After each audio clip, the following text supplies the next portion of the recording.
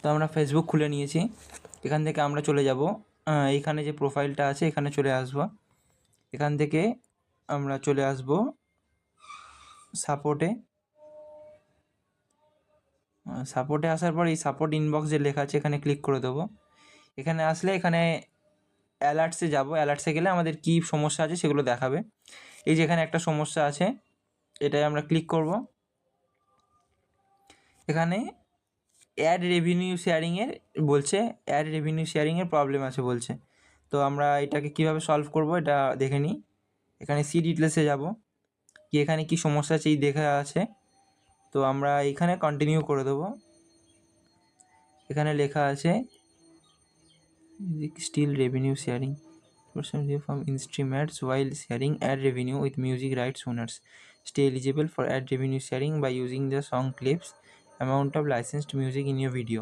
তো এটা মানে লেখা আছে কি যে আমরা 20% রেভিনিউ এটা থেকে পাবো, এই ভিডিওটা থেকে, যদি আমরা এটা অ্যাকসেপ্ট করি। আর এটা সরানোর আর একটা উপায় হলো কি আমরা এটাকে ডিলিট করে দিতে পারি। তো কিন্তু ডিলিট করে আমাদের এটা লাভ নেই, তো আমরা এটা কন্টিনিউ করে দেবো।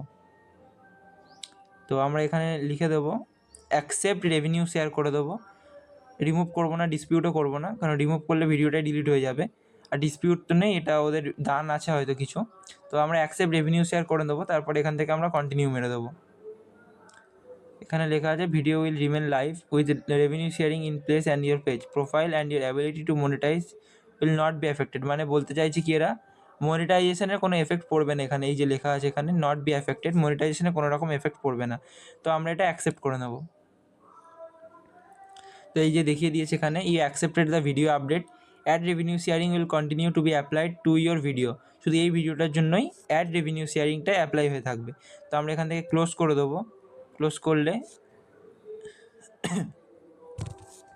তো দেখতে পাচ্ছেন এই যে এটা ক্লোজ হয়ে গেছে, দেখতে পাচ্ছেন এই লেখাটা ক্লোজ হয়ে গেছে, কিন্তু এটাও ওপেন আছে, এটাও ওপেন আছে, তাহলে এটা ক্লোজ হয়ে গেছে। তো আপনারাও এইভাবে আপনাদের এই প্রবলেমগুলো সলভ করতে পারেন।